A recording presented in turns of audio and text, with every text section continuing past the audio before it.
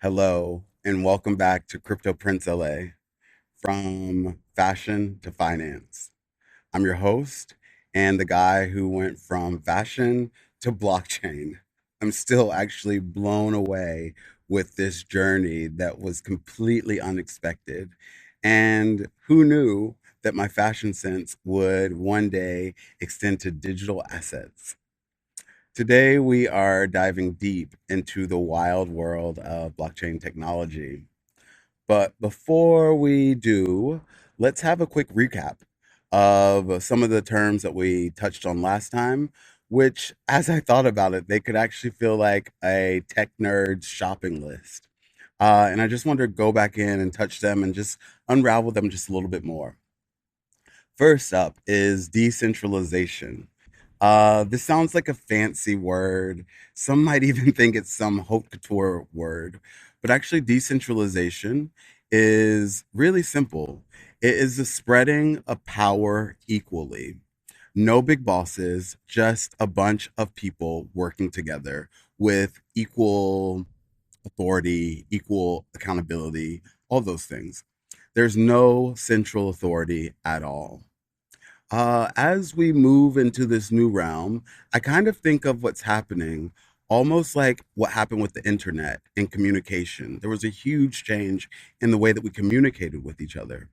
And this is what I see is happening or will happen with blockchain technology in relation to finance and money. There is a huge potential to shift every way that we move money in the world. Next up, speaking of money, is liquidity, which we also touched on in the last episode. Liquidity is a lot less dense as it actually sounds, which dense and liquidity. But like as far as finance, when I think of liquidity, it's one of those words that immediately makes me get my head spin a little bit. But it's pretty simple. In relation to crypto, liquidity means the ease that you can take crypto and turn it into cash. Because as much as I love crypto and so fascinated by this space, going to the coffee shop and buying a cup of coffee, it's still nearly impossible with Bitcoin. Cash is still king. And so liquidity and like having an off ramp is super important. The next big topic that I covered last time, and that also brings me so much excitement in this space, is smart contracts. And what smart contracts are, I'd like to think of an example kind of. It's like if you made a grocery list, and this grocery list that you made, you put it in your notes app on your phone. And as soon as you walked into the grocery store, the notes app triggered to have all of your groceries that were on your list put in a cart and to be sent to the register and waiting for you at the register with your favorite checkout clerk. And then not on top of that, you could also have a smart contract technically where your all of your groceries could be paid for and bagged as well. So you literally walk in and a chain of reactions occurs. Or you could have maybe a weekly budget that is a set amount that as you go to the register, you then get to approve or deny certain things to meet this budget. This is just one example of what smart contracts can do in the space of groceries. But the availability for blockchain technology and smart contracts to touch every industry, the possibilities are absolutely unlimited. And this is what gets me so excited. I literally can't even talk. I'm so excited. But today, let's dive into blockchain technology, which is kind of the elephant in the room, or exactly why we're here today. When most people hear blockchain, they usually think of Bitcoin and also the very volatile or wildly fluctuating prices that are attached to Bitcoin. But I do have to say that Bitcoin and blockchain are not one and the same. They're actually different. Bitcoin is just one of the many digital currencies that use blockchain technology.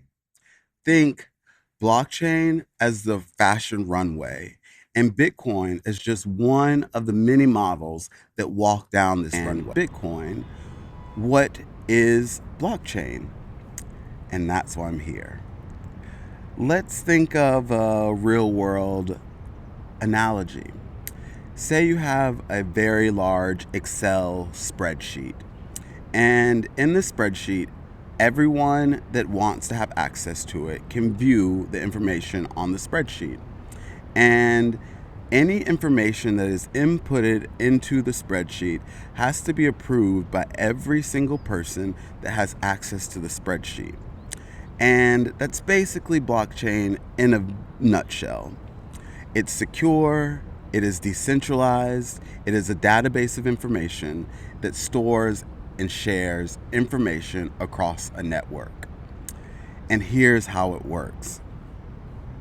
Every time a transaction happens, it creates a block. The block is then linked to the previous one, forming the word chain. And that's how we get the word blockchain.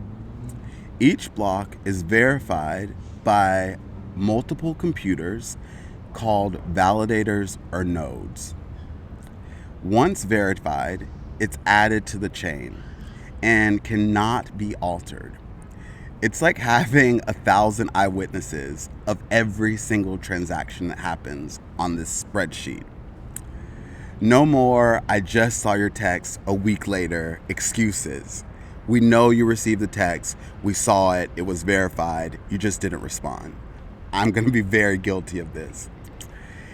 It all comes down to trust, truth, uniqueness, and traceability. And again, if you remember, these are the key aspects of what makes money money. In our current system, we rely on banks or governments to validate our transactions. With blockchain, the entire network does this job. One of the coolest features that I think is pretty cool of blockchain is, as I mentioned, something called smart contracts. Again, it keeps coming up, but this is going to be a game changer.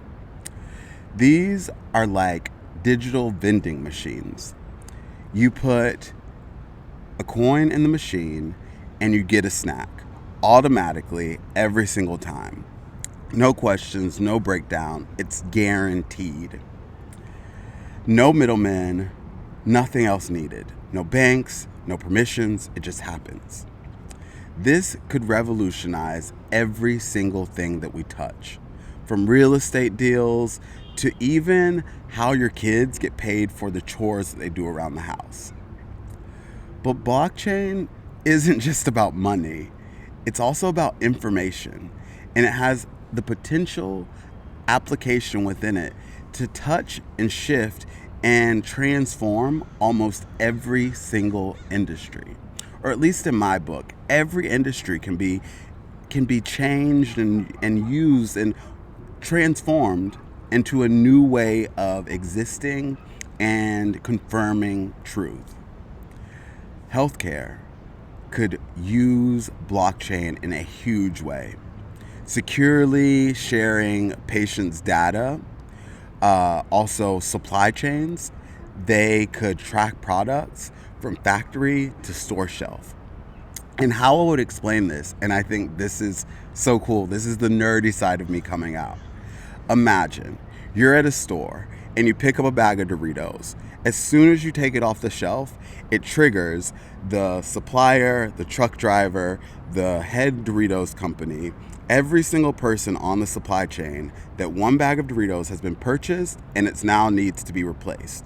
There's no more inventory needed or any other things needed at all. Everyone in the supply chain is notified in real time, and then all of the necessary actions to make sure that the supply stays to meet the standard can be done automatically. This is so huge. And as we continue, I just want to point out, as you can tell with my excitement, the possibilities in this space are endless. Now, let's talk about sustainability. Depending on where in the world you are, this may be some liberal scam, or a buzzword or an actual movement. In the crypto space, however, sustainability is a very hot topic. Bitcoin uses so much energy. It makes running the air conditioner with the windows open in July feel like energy efficiency. Just one transaction on the Bitcoin blockchain is equal to the average single person in Ghana or Pakistan, how much energy they use in 3 years. This is completely unsustainable and is really killing our earth as we dive into this technology. But the good thing is that people in this sector are actually working on finding solutions to make sustainability a core principle. Newer technologies are arising, meaning new cryptocurrencies and the ways they move and the ways they validate information to make it more energy efficient. There is also ongoing efforts to make the existing systems more green. It's kind of like we're all becoming our own digital tailors. And yes, I said tailors. It's like the guy at the dry cleaner that alters your clothes in the corner. But what I mean by this, we as retail investors who are entering this space, or you who is entering this space, you will have the ability to choose and decide which technologies that resonate with you. And you'll be able to embrace them based off of how your values, based off of what you believe, and you can find systems that embrace and run parallel to your core beliefs. This is true decentralization, having the opportunity to choose financial structures that represent the values that we hold. We've never had this freedom before. And I hope we use this freedom in a very useful way. This is learning our power and then putting it to work through our money. In emerging economies, we are seeing a much higher adoption rate to blockchain technology. About 28% of the world's population at current is unbanked. This is similar to if every single person in North America was suddenly unable to use their ATMs. Crypto offers the people in these emerging economies the opportunity to participate in global traditional finance systems, such as bank accounts.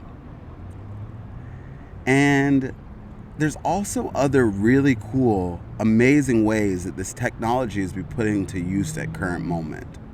In Ukraine, where the war is happening right now, there are pilot programs that are sending financial aid to those impacted by the war through blockchain and allowing for people impacted to receive payments to support themselves during this time.